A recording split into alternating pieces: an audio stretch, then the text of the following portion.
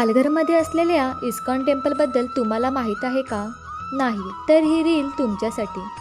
तर मंडळी, पालघर स्टेशनपासून अगदी 5 मिनिट अंतरावर असलेले हे हरेकृष्ण मंदिरामध्ये म्हणजेच इस्कॉन टेम्पलमध्ये आपण दर्शनासाठी आलो आहोत. मंदिरामध्ये प्रवेश करताच आपल्याला या राधाराणीचे सुंदर रूपाचे दर्शन होते.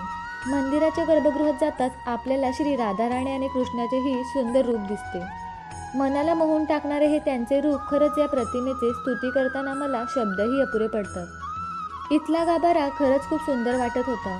इथे भगवद्गीता तसेच कृष्णाची माहिती लिहिलेले पुस्तकाचे कलेक्शन केलेले आहे. मंदिर जास्त कोणाला माहीत नसल्याने इथे फारशी गर्दीसुद्धा नव्हती. मी तर म्हणेल, तुम्ही एकदा तरी तुमच्या फॅमिलीसोबत या सुंदर राधाकृष्णाचे प्रतिमेचे दर्शनासाठी नक्की या.